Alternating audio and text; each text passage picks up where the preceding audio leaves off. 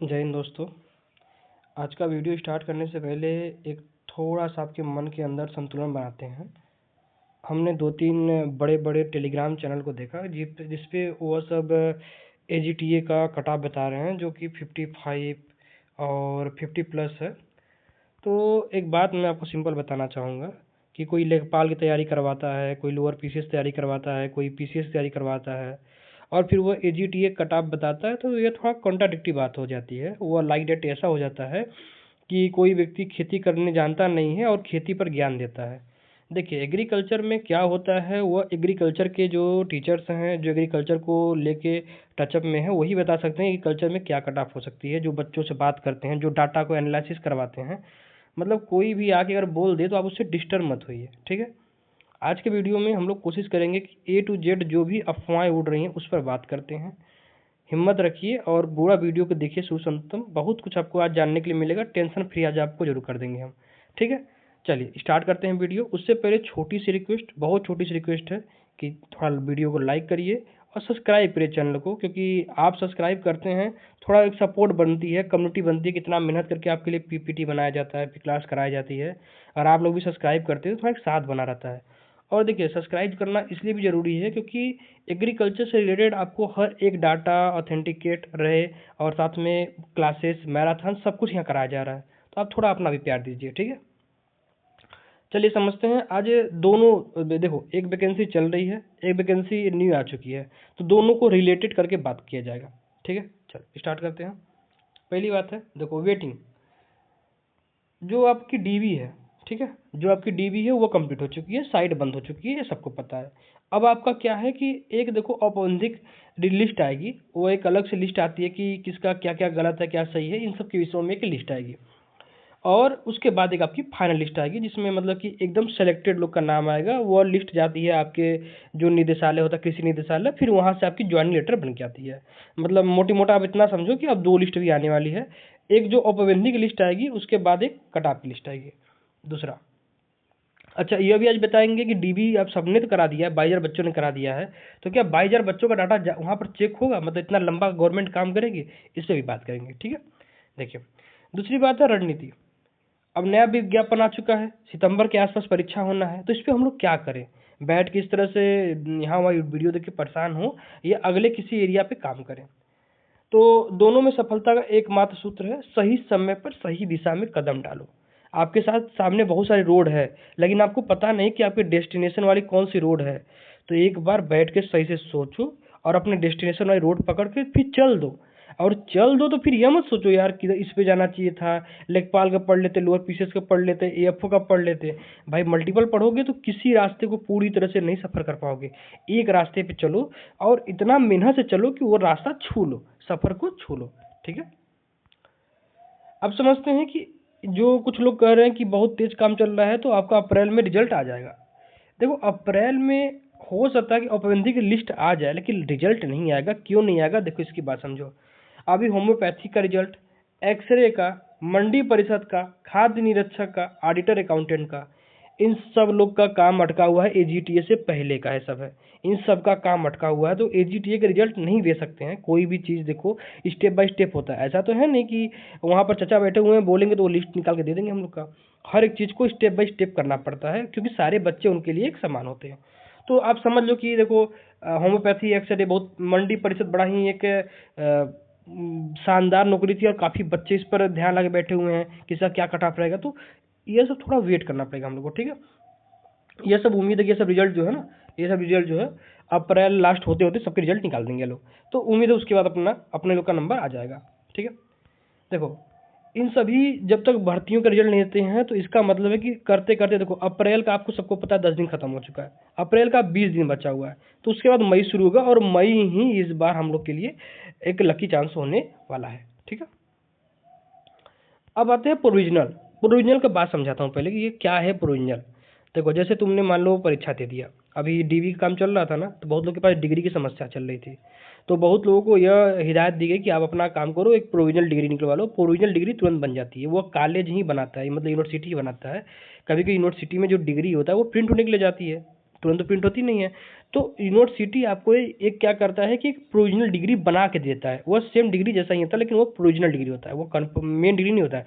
वो सिर्फ 6 महीने के वैलिड होता है। 6 महीने के बाद उसको यूज करोगे तो वो वैलिड नहीं मानाता है। तो प्रोविजनल डिग्री का यूज करके तुम मेन डिग्री का काम कर सकते हो। इसी तरह से इसमें भी होगा। इसमें क्या होगा, ध्यान समझो।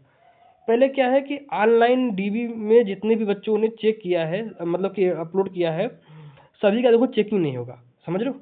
मतलब कि जैसे 22,000 बच्चों में से 18-19,000 बच्चों ने, 20,000 बच्चों ने अपना डॉक्यूमेंट अपलोड किया है, तो सभी की डॉक्यूमेंट वेरिफिकेशन नहीं होगी। पहली बात। दूसरी बात है क्यों नहीं होगी, पहले होगा मेरिट पे छटनी। देखो इतना आयोग के अधिकारियों के पास टाइम नहीं है कि 22,000 बच्चों का डाटा लेगा, उनका पढ़ेगा, रीड करेगा, उसके बाद फिर तुमको ऑप्शन देगा। नहीं नहीं नहीं, वो क्या करेंगे, ऊपर से 3446 बच्चों का पहले डीबी का लिस्ट लेंगे। उसके बाद वो क्या करेंगे, अगर इस सारे बच्चों का डॉक्यूमेंट सही हो गया तो ये तो फाइनल लॉक हो गया, नीचे वालों का चेक ही नहीं होगा।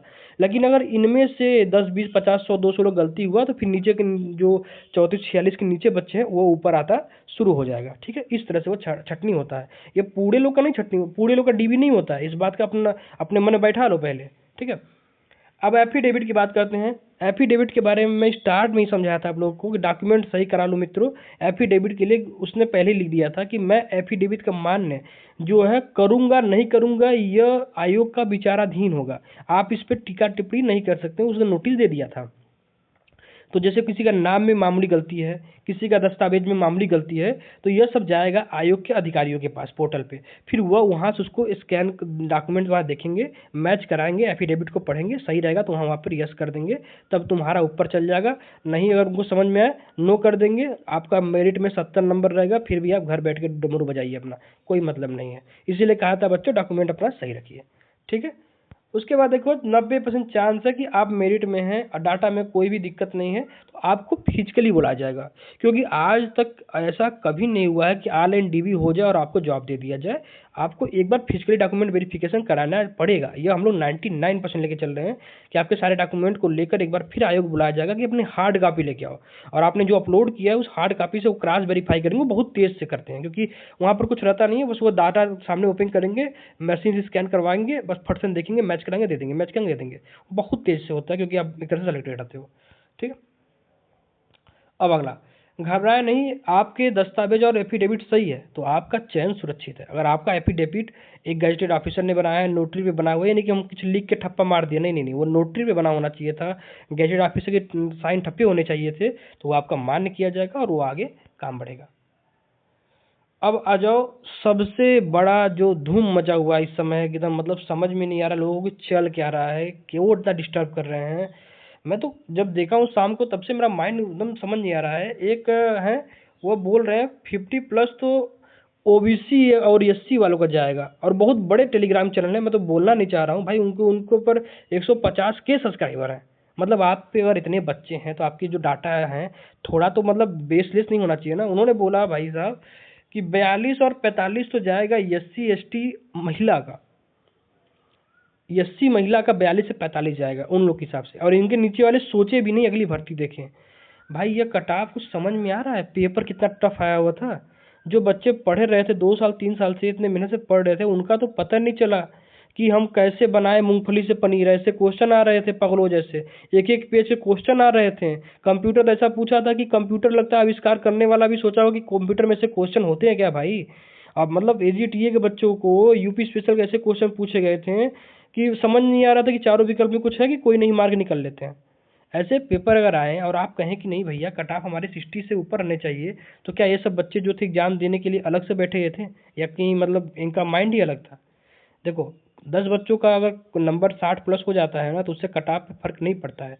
क्योंकि कट ऑफ जब पता चला कि आपके पास 3400 से ज़्यादा पद है, 3400 से ज़्यादा अगर पद है तो इतना मान के चलो कि अगर 1000 बच्चे भी 50 नंबर से ज़्यादा लाते हैं ना तब भी कट ऑफ पे असर नहीं पड़ेगा, क्योंकि बाकी 2400 जो पद है ना वो अब उसको भरना है।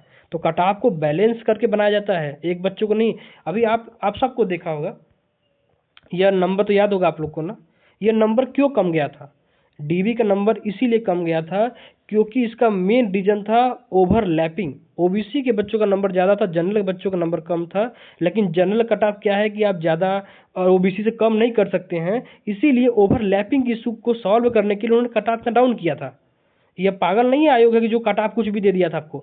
वह नहीं फंसना चाहता है किसी भी कोर्ट केस में, क्योंकि अभी कुछ दिन पहले ही सुप्रीम कोर्ट ने माइग्रेशन रूल को समाप्त कर दिया। उसने कहा कि बच्चों को माइग्रेट करना पड़ेगा। अगर आपका बच्चा ओबीसी में 50 नंबर है और जनरल कट ऑफ 50 नंबर गया है तो उसको आप जनरल से फाइट कराइए और उसकी ओबीसी की सीट खाली करिए। यह माइग्रेशन रूल कहता है और इसको सुप्रीम कोर्ट ने डैम श्योर किया था। आयोग को फॉलो करना ना पड़ेगा मालिक। तो कुछ भी बोलने से पहले सोचा करो ना। तो देखो ये मिथ है कि 50 से 60 यूआर वाले रहेंगे, 45 50 55 नंबर ओबीसी वाले रहेंगे, एससी वाले 42 से 45 50 नंबर रहेंगे। थोड़ा अपने मन पे संतुलन लाओ मालिक, इतना कुछ नहीं होता है। ऐसे अगर होने लगेंगे नंबर ना तो बच्चे पढ़ने वाले क्या करेंगे कि भैया प्राइवेट पकड़ लेते हैं, क्या कभी क्वालिफाई नहीं कर पाएंगे हम लोग। देखो इतना मान के चलो, इसके पहले भी जो बताया गया है 45 प्लस माइनस 5 यह ओबीसी और ईडब्ल्यूएस और जनरल, इन तीनों वाले इन्हीं के बीच में ओवरलैप करके रुक जाओगे, परेशान मत हो। इसके नीचे एससी एसटी वाले रहोगे, महिलाएं अपनी 35-38 नंबर के आसपास ही रहेंगी। आप लोग परेशान मत होइए, इसी 45 के आसपास 46 के आसपास सारे कट ऑफ को डैम श्योर डिमोलिश करना है। आप इतना माइंड में लेके चलो। आप 50 55 58 60 65 72 वालों से थोड़ा दूर रहिए, नहीं आपका दिमाग बोरियाता रहेगा, पढ़ नहीं पाएंगे आप लोग। ठीक है, चलिए आगे समझते हैं। एक बात और देखिए, एक थोड़ा सा हाइपोथेटिकल बात करता हूँ, इस पर थोड़ा कमेंटबाजी कम करिए वो। देखिए करीब करीब 3000 बच्चे जो हैं डीबी नहीं कराए हैं। करीब करीब 3000 बच्चे जो है डीबी नहीं कराए। 18 से 19,000 बच्चे लगभग लगभग माने जा रहे हैं कि डीबी कराए हैं। यह मेरे पास कोई ऑथेंटिक डाटा नहीं है, मैं अभी सुना हूँ तो मैं आपको बता रहा हूँ, तो इस पर आप बहसबाजी मत करिए हमसे। दूसरी बात है, करीब करीब मान के चलो कि 10 से 12,000 बच्चे ऐसे हैं जिनका नंबर बहुत ही कम है, मतलब ज़्यादा कम है। उनसे कोई हुआ तो हम लोग गूगल डाटा देखे थे तो हम उसके हिसाब से बता रहा हूँ, यह देखो सही बात है। आपके पास मान के चलो 7 से 8,000 बच्चे ऐसे हैं जो कि आपसे फाइट करेंगे। ठीक है, 7 से 8,000 ऐसे बच्चे जो आपसे एकदम डैम श्योर काटा का टक्कर वाला फाइट करेंगे। तो आपका एक सीट पे 3 बच्चे हैं तो कट ऑफ कितना 2 गुना बढ़ जाता है भाई। 100% कट ऑफ बढ़ता है क्या? 50% बढ़ेगा, 70% बढ़ेगा, 65% बढ़ेगा कट ऑफ। तो कट ऑफ कितना बढ़ा? 28 अगर 65% बढ़ाओगे तो 40 के आसपास जाएगा। तो ये आप दिमाग में रखो। ठीक है, चलो अब सबसे शानदार बात करते हैं। एजीटीए की देखो जो नियुक्ति है वो जुलाई तक हर हाल में हो जाएगी, इतना तो मान के चलो।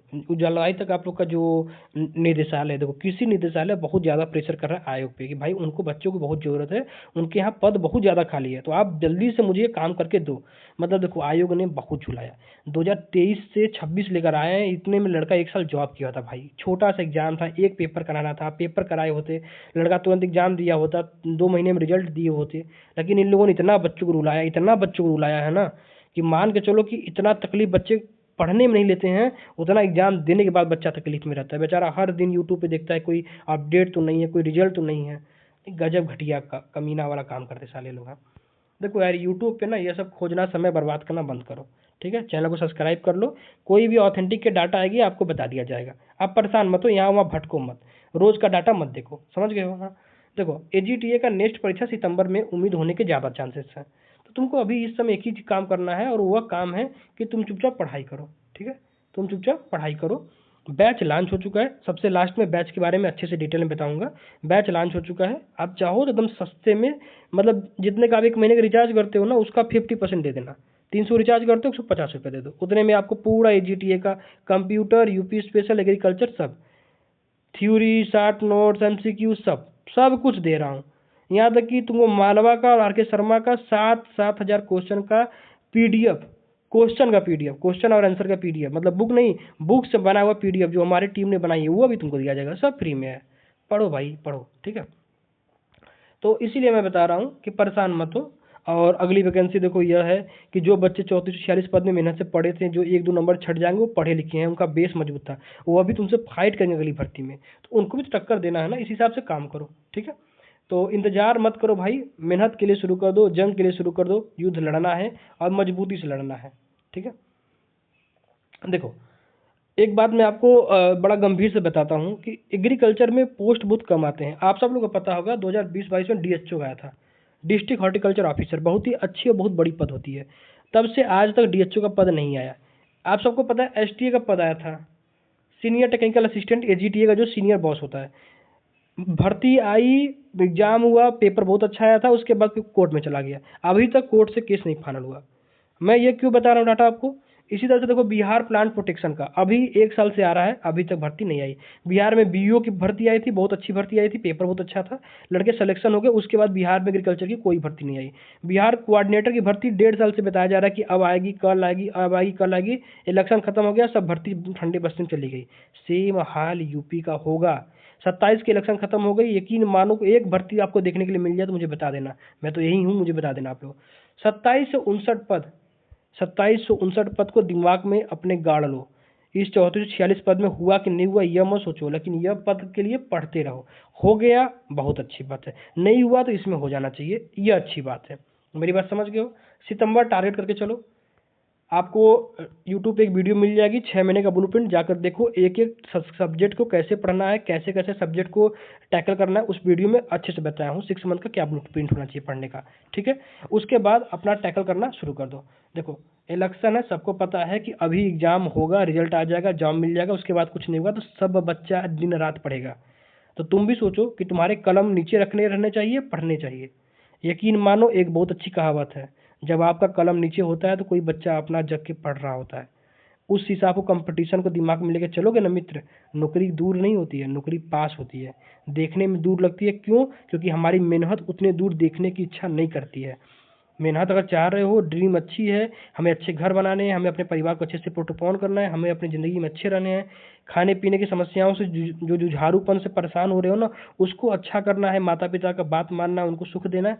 अगर ये सब मिडिल क्लास के बच्चे हो, लो क्लास के बच्चे हो, अगर ये सब दिमाग में है, इस पद के लिए मेहनत करना शुरू कर दो बस।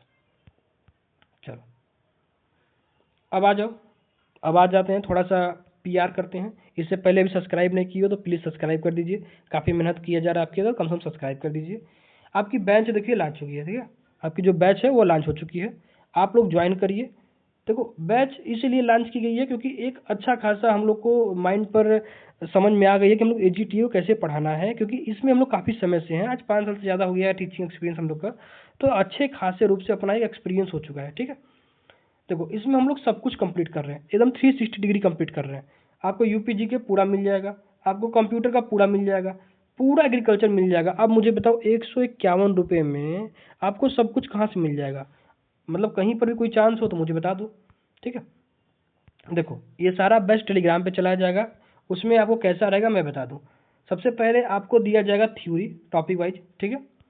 हर एक टॉपिक जितनी भी एग्रीकल्चर में इंपॉर्टेंट टॉपिक है, कंप्यूटर में टॉपिक है, यूपी स्पेशल टॉपिक है, हर टॉपिक की एक डिटेल थ्योरी दी जाएगी। थ्योरी ताकि आप पढ़ के अपने आप को समझ लो कि ये टॉपिक क्या कह रहा है। वन्य जीव अभ्यारण्य मतलब क्या होता है, नेमोटेड मतलब क्या होता है, सॉइल साइंस मतलब क्या होता है, हॉरिजॉन मतलब क्या होता है, सब कुछ आप पढ़ लो। उसके थ्योरी के बाद दिया जाएगा शॉर्ट नोट्स, उस पूरे थ्योरी का एक निचोड़, ताकि आप जल्दी से उसको रिवीजन करना जब पड़े एग्जाम टाइम तो रिवीजन कर लो। उसके बाद उसी थ्योरी से रिलेटेड आपको 50, 25, 30, 50, 100 जितना बड़ा थ्योरी उतना बड़ा एमसीक्यू दिया जाएगा, ताकि आप थ्योरी पढ़े तुरंत क्वेश्चन को सॉल्व करो, थ्योरी आपके दिमाग में चिपक गया। उसके बाद आपको दिया जाएगा एक शानदार कलरफुल पीडीएफ को आप प्रिंट करा सकते हो, ताकि आप भविष्य में आपको दोबारा अगर आवश्यकता पड़े उस सब्जेक्ट को पढ़ने के लिए, आप पीडीएफ से देखो पढ़ लो, या प्रिंट रखियो प्रिंट से पढ़ लो। आपके पीडीएफ में सब कुछ रहेगा, थ्योरी रहेगा, शॉर्ट नोट्स रहेगा, एमसीक्यू रहेगा, एनसीक्यू रहेगा, सब कुछ रहेगा, ठीक है। और सब कुछ बाइलिंगुअल किया जा रहा है, इंग्लिश और हिंदी का कोई झंझट इसमें नहीं है। जिसको इंग्लिश में पढ़ना इंग्लिश में पढ़ना, जिसको हिंदी में पढ़ना हिंदी में पढ़ना, आपकी मर्जी है। आपको पीवाईक्यू अभी एनालिसिस नहीं कराया जा रहा है, इसका पूरा यूट्यूब पे कराया जाएगा पीवाईक्यू, इसीलिए चैनल सब्सक्राइब कर लो, और साथ में इसका पूरा पीडीएफ आपके पेड ग्रुप में दे दिया जाएगा, ठीक है। चलिए, तो बैच लॉन्च हो चुका है, किसी को ज्वाइन करना है डिस्क्रिप्शन में टेलीग्राम का लिंक मिला हुआ है, वहाँ से आप टेलीग्राम पर मुझे मैसेज कर सकते हैं। कोई व्हाट्सएप करना चाहे तो व्हाट्सएप मैसेज कर सकता है, वहाँ से ज्वाइन कर लीजिए। सिर्फ भाई साहब 151, कुछ भी ज़्यादा नहीं, 151 में आपको पूरा बैच मिलेगा, कंप्लीट बैच मिलेगा। मुझे नहीं लगता कि इससे सस्ता में आपको पूरा एग्रीकल्चर कंटेंट मिल जाए, मुझे नहीं पता भाई साहब, ठीक है। पूरे चीज़ पूरे कंटेंट को अगर हम लोग पेज वाइज देखें, अगर सिर्फ आप पीडीएफ की पेज काउंट करोगे ना तो 1000 पेज का पीडीएफ तुमको हो जाएगा, 1000 से ज़्यादा ही होगा भाई। पूरा क्वेश्चन देखोगे, अभी तो जो ग्रुप में पढ़ चुका है ना 5000 से ज़्यादा क्वेश्चन पढ़ चुका है। अभी क्वेश्चन एमसीक्यू और लाइव टेस्ट होता रहेगा, एग्जाम होने से पहले यकीन मानो 20,000 से ज़्यादा क्वेश्चन करवा दूंगा, ठीक है।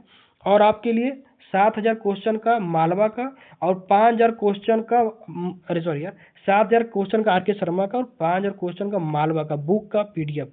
पीडीएफ कैसा रहेगा? कलरफुल, क्वेश्चन अलग कलर का, ऑप्शन अलग कलर का, आंसर अलग कलर का, ताकि पढ़ने में आसानी हो। पूरा इसको यह PDF भी आपको फ्री में ही दिया जाएगा प्रीमियम बैच में। बैच को ज्वाइन करिए, 151 में ज्वाइन करिए और अपने आप को इंक्रीज करिए। टाइम नहीं है, पढ़ना आज से शुरू करेंगे तब मंजिल को जल्दी पाएंगे, एग्जाम के समय ही से भी नहीं पढ़ पाएंगे। उम्मीद है कोई भी डाउट हो कमेंट करिए, कमेंट बॉक्स हमेशा आपके लिए ओपन है। बस फालतू कमेंट से बचिए, एक मैनर्स रखिए कि टीचर और स्टूडेंट में क्या मैनर्स होता है, वो मैनर्स के अंदर बात करिए, आपके सारे कमेंट का रिप्लाई दिया जाएगा, नहीं तो कमेंट डिलीट कर दी जाएगी। उम्मीद है आप सबको अच्छे समझ में आ गया होगा। कोई दिक्कत हो कमेंट करिए, बाकी पढ़ते रहिए, स्वस्थ रहिए, मस्त रहिए।